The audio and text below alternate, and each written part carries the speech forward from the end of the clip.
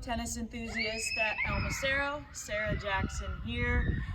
Today I'm going to talk to you about the overhead, and I'm going to give you a way to practice it. Mainly the focus that I want you to have as you're practicing your overhead in this shadow drill is what you're doing with your feet.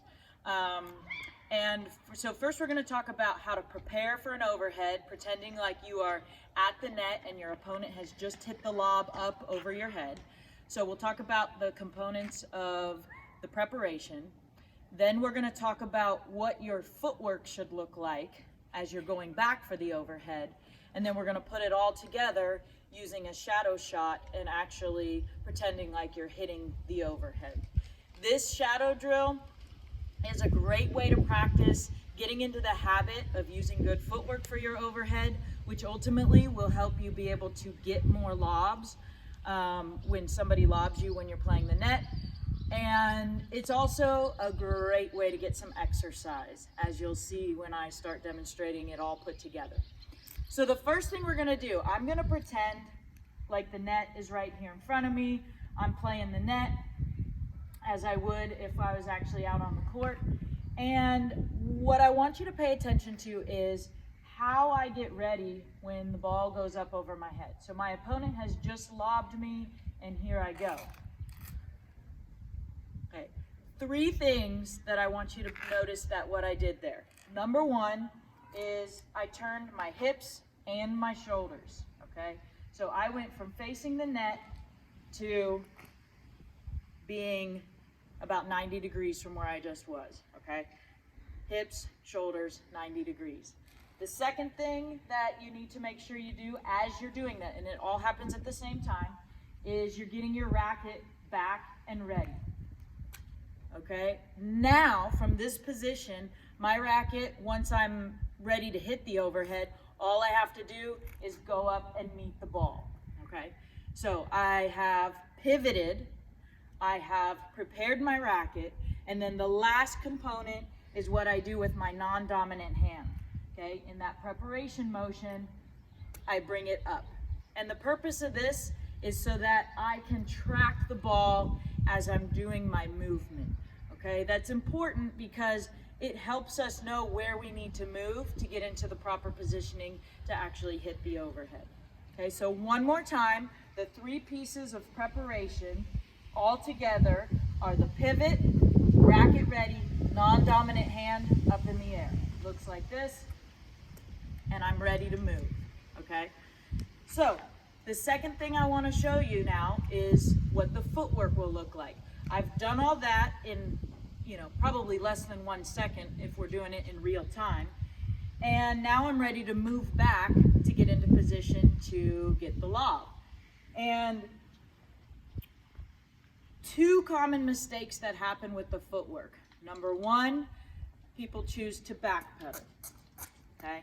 This is not an efficient way to move, and if we've pivoted and are facing the other way, it's actually gonna move us in the wrong direction anyway, okay?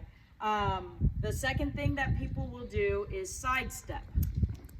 This is okay, actually, if you don't have to move back very far to go get the lob, but it's not going to be efficient enough if the lob is hit fairly well over our head. So what we want to get in the habit of doing, we're in that ready position, is taking our front foot and crossing over, okay?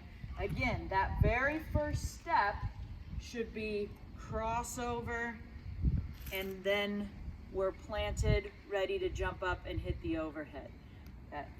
So I'm gonna add the jump and land. I'm gonna cross over with my left, jump, and land on my left. Jump off my right, land on my left. One more time, just kind of slowly. I'm ready.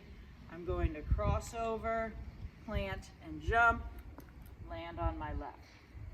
Okay, so that's what the footwork looks like in slow motion. Now I'm going to put it all together with 1 crossover step. I'm going to jump off my right foot, and I'm going to hit the overhead. So here we go. And I've hit my overhead. I'm going to do that one more time. I'm I'm at the net, the lob goes up, I'm ready, I hit my overhead. Okay.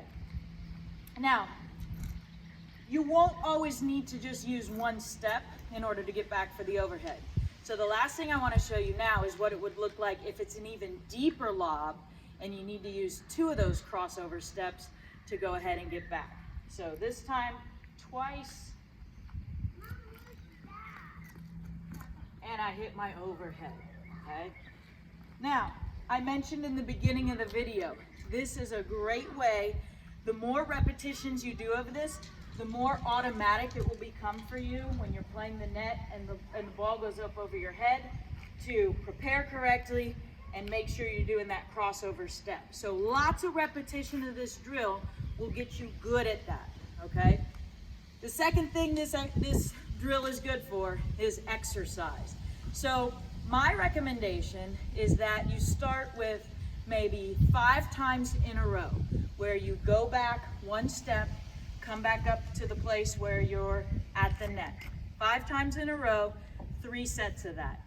After that, start varying how many steps you use so that you're going back deeper into the court, and you can increase up to, say, maybe 10 repetitions, take a break, and do 3 sets of 10.